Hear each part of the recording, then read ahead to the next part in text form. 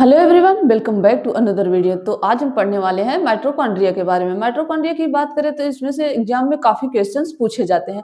First of all हम mitochondria के discovery के बारे में बात कर लेते हैं। माइटोकॉन्ड्रिया को डिस्कवर किसने किया था? माइटोकॉन्ड्रिया को डिस्कवर करने वाले साइंटिस्ट कोलिकर थे। इन्होंने सबसे पहले इंसेक्ट के फ्लाइंग मसल में माइटोकॉन्ड्रिया को देखा था। तो फर्स्ट पॉइंट हमारा होगा discovered by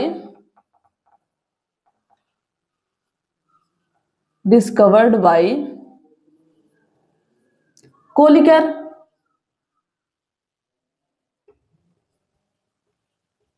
Discovered by Kolliker in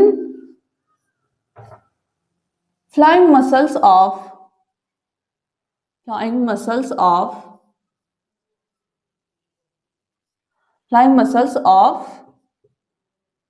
insect। इन्होंने इंसेक्ट के फ्लाइंग मसल्स में सबसे पहले माइटोकॉन्ड्रिया को डिस्कवर किया। अब हम नेक्स्ट पॉइंट की बात करें तो माइटोकॉन्ड्रिया टर्म किसने दिया था? तो टर्म गिवन बाय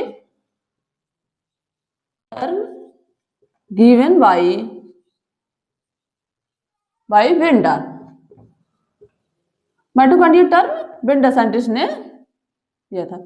उसके बाद अब हम नेक्स्ट पॉइंट की बात करें माइटोकॉन्ड्रिया के बारे में। तो माइटोकॉन्ड्रिया जो होती है डबल मेम्ब्रेन बाउंड स्ट्रक्चर होती है। Double membrane bound structure. Double membrane bound structure. अब हम नेक्स्ट पॉइंट की बात करें तो माइटोकॉन्ड्रिया जो होती है यूकैरियोटिक में प्रेजेंट होती है, ये प्रोकैरियोटिक सेल्स में अब्सेंट होती है। क्योंकि ऑब्वियसली ये मेम्ब्रेन बाउंड स्ट्रक्चर है, इसलिए ये यूकैरियोटिक में प्रेजेंट होती है। प्रेजेंट इन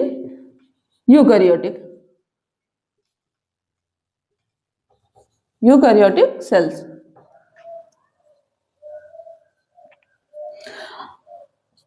ये ऑब्वियसली ये प्रोकैरियोटिक में तो अब्सेंट होती है। उसके बाद अब हम बात कर लेते हैं, इसे माइटोकॉन्ड्रिया को powerhouse of the cell भी कहा जाता है, क्योंकि ये सेल को एनर्जी प्रोवाइड करती है। Powerhouse of the cell.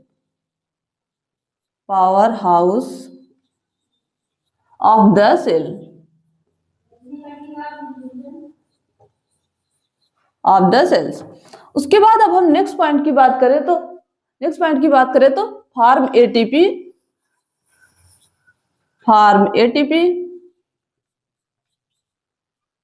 Bye oxidative phosphorylation.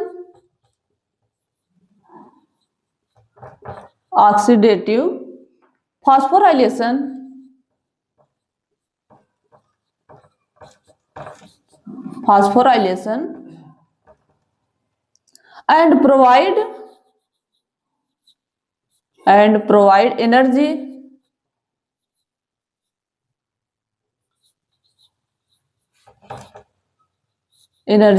in the cells।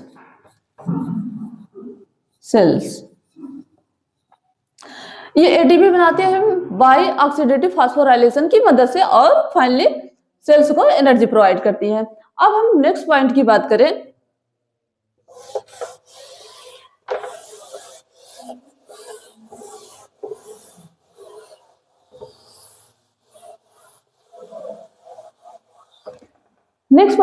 करें, तो ये most busy and active organelles होते हैं। मोस्ट बिजी एंड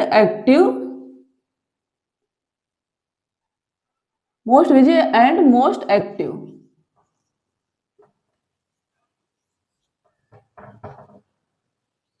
ये सेल्स में जो होते हैं हमेशा एक्टिव रहते हैं और लगातार काम करते रहते हैं। अन्य ऑर्गन के कंपैरिजन में देखें तो ये सबसे ज्यादा काम करते रहते हैं और सेल में एक्टिव रहते हैं।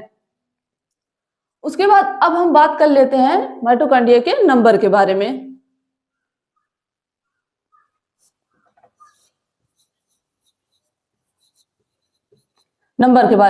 इनका नंबर जो होता है वो वेरिएबल होता है। इनका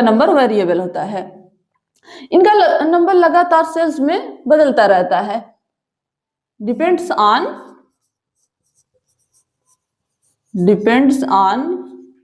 फिजियोलॉजिकल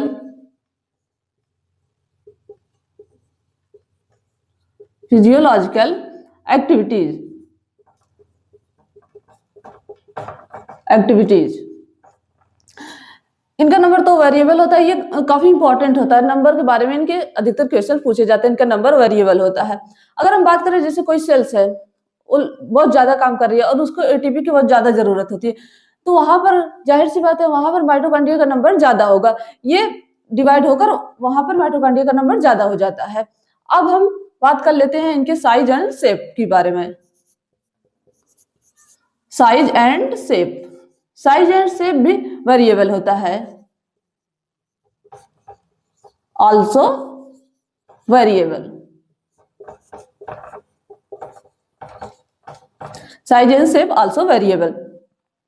इनका साइज और शेप भी लगातार, जैसे कि जितना ज्यादा सेल को एटीपी की जरूरत होगी उतना ज्यादा उनका नंबर बढ़ेगा, फिर उसी हिसाब से उनका साइज और शेप भी वेरी करता है। अब हम इनके डायमीटर के बारे में बात कर लेते हैं, डायमीटर एंड लेंथ के बारे में।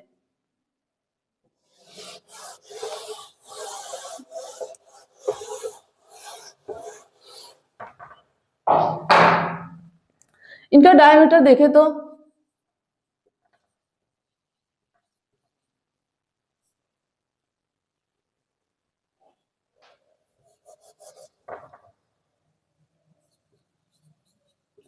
इनका डायमीटर देखें तो 0.2 से 1.0 माइक्रोमीटर होता है। इनका जो डायमीटर होता है ये कम और ज्यादा होता रहता है। ऑन एवरेज माने तो एवरेज जो होता है 0.5 माइक्रोमीटर होता है। अब हम इनके लेंथ के बारे में बात कर लेते हैं।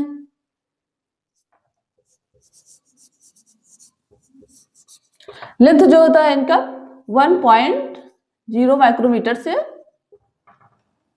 4.0 माइक्रोमीटर होता है, 0.4 माइक्रोमीटर होता है। अब हम इनके स्ट्रक्चर के बारे में बात करते हैं, माइटोकॉन्ड्रिया के स्ट्रक्चर के बारे में। अब माइटोकॉन्ड्रिया के शेप के बारे में बात कर लेते हैं। माइटोकॉन्ड्रिया का शेप किस प्रकार का होता है? शेप सॉसेज और सिलेंड्रिकल।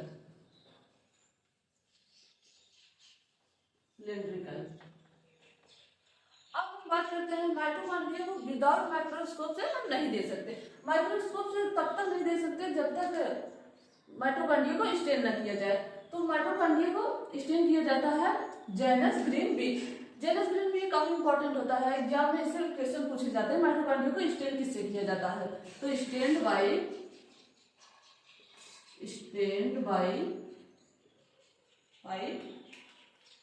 जेनस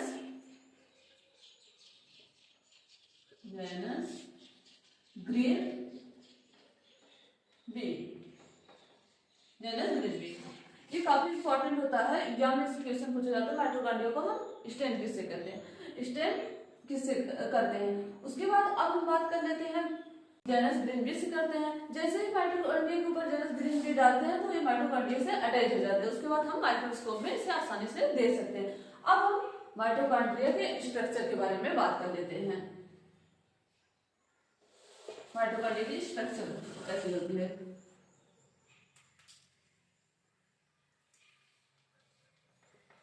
स्ट्रक्चर के बारे में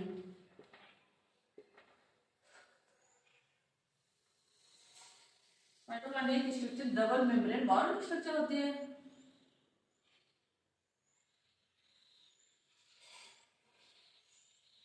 इनर साइड पर इस प्रकार की फोल्डिंग होती है। अभी मैं आगे बताऊंगी आपको इस फोल्डिंग को क्या कहते हैं।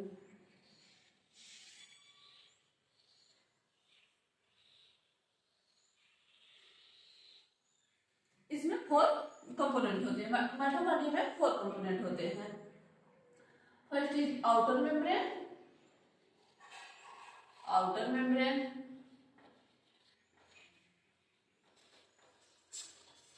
Second is inner membrane,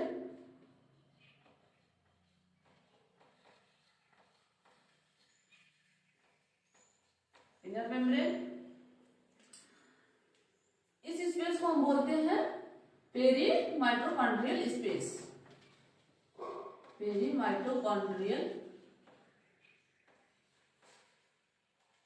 real space, जिसमें H2O भरा होता है, एंजाइम भी प्रेजेंट होते हैं। उसके बाद अब हम बात कर लेते हैं इसमें इनर मेम्ब्रेन, इनर मेम्ब्रेन के भीतर जो स्पेस होता है उसे हम बोलते हैं मैट्रिक्स, मैट्रिक्स। इसमें भी H2O होता है, इसमें भी H2O होता है। उसके बाद अब हम बात कर लेते हैं इसमें जो होता है डीएनए प्रेजेंट होता है, इसमें सिंगल डीएनए प्रेजेंट होता है, डीएनए प्रेजेंट होता है। और इस प्रकार राइबोसोम भी प्रेजेंट होते हैं। इसमें जो राइबोसोम होते हैं और 70S के होते हैं, राइबोसोम 70S के होते हैं, 70S। अब हम बात कर लेते हैं जो इनर साइड पर ये इनफोल्डिंग दिख रही है, इसे हम बोलते हैं क्रिस्टी, इसे बोला जाता है क्रिस्टी। क्रिस्टी का मेन फंक्शन क्या होता है कि ये सरफेस एरिया को इंक्रीज करते हैं। उसके बाद अब हम देखते हैं यहाँ पे जो होता है पिन हेडेड पार्टिकल लगे होते हैं, इस तरह पूरे इनर सरफेस पर पिन हेडेड पार्टिकल लगे होते हैं, जिन्हें हम ऑक्सीसोम करते हैं, ऑक्सीसोम करते हैं। यही एटीपी बनाते हैं, पूरे जैसे माइटोकॉन्ड्रिया, लेकिन यही एटीपी बनाते हैं। उसके बाद हम बात कर लेते हैं, हमने बात कर ली यहाँ पे सिंगल डीएनए प्रेजेंट होता है, राइबोसोम 70S का होता है। अब हम बात कर लेते हैं यहाँ पे पोरिन प्रेजेंट होता है, ये आउटर साइड में पोरिन प्रेजेंट होते हैं, पोरिन या प्रोटीन इसे बोलते हैं, पोरिन या प्रोटीन, प्रोटीन। पोरिन जो होते हैं ये हमेशा आउटर मेम्ब्रेन पर प्रेजेंट होते हैं, ये इनर मेम्ब्रेन पर अब्सेंट होते हैं। पोरिन की खास बात ये होती है कि इनके बीच जो गैप ज्यादा होता है, इससे क्या होता है मॉलिक्यूल का ट्रांसपोर्ट ज्यादा होता है। इसलिए जब आउटर मेम्ब्रेन में पोरिन प्रेजेंट होता है, गैप ज्यादा होता है, मॉलिक्यूल का ट्रांसपोर्ट ज्यादा होता है। तो जब मॉलिक्यूल का ट्रांसपोर्ट ज्यादा होगा, मॉलिक्यूल का ट्रांसपोर्ट ज्यादा होगा, तो इसलिए ये मोर परमिएबल होती है, पोरिन प्रेजेंट होता है ये मोर परमिएबल होती है। और इनर मेम्ब्रेन पर पोरिन अब्सेंट होते हैं, इसलिए ये लेस परमिएबल होती हैं। अब हम आउटर एंड इनर मेम्ब्रेन का कंपैरिजन कर लेते हैं।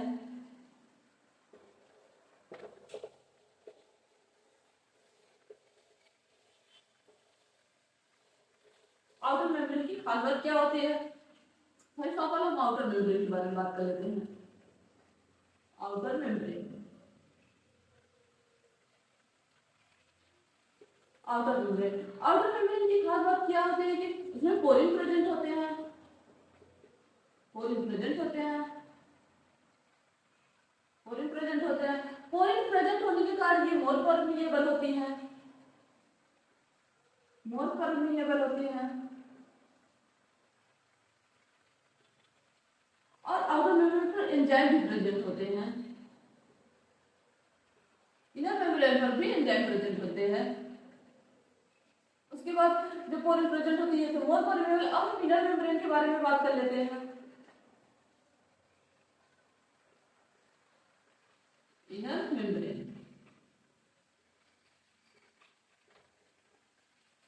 इनर मेम्ब्रेन की बात ये होती है कि इसमें जो होता है पोरिन अब्सेंट होते हैं, पोरिन अब्सेंट होने के कारण ये लेस परमिएबल होती हैं, पोरिन अब्सेंट होते हैं, पोरिन अब्सेंट होते हैं तो ये लेस परमिएबल होती हैं,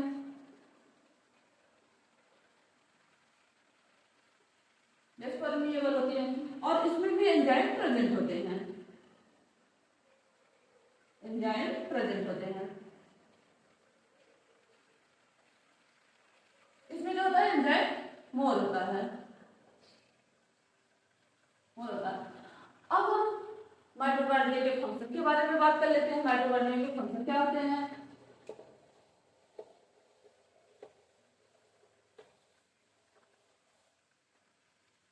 फंक्शन के बारे में हम बात करते हैं तो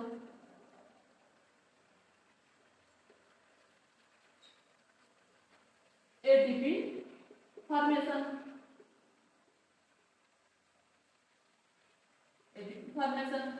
बाद cytoplasmic inheritance, cytoplasmic inheritance,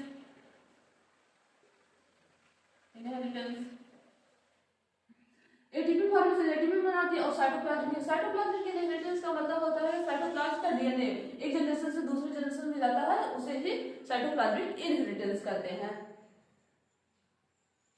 cytoplasmic inheritance. उसके बाद अब हम बात कर लेते हैं माइटोकॉन्ड्रिया को सेमी ऑटोनोमस सेल ऑर्गेनल भी कहते हैं, semi autonomous cell organelle, semi autonomous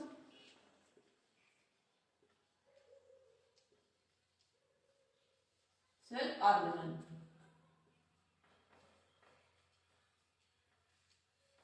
cell organelle भी कहते हैं। इसे सेमी ऑटोनोमस सेल ऑर्गेनल क्यों कहते हैं? क्योंकि जो होता है इसमें तो डीएनए प्रेजेंट होता है, डीएनए प्रेजेंट होता है, तो डीएनए से जो होता है आरएनए बनता है,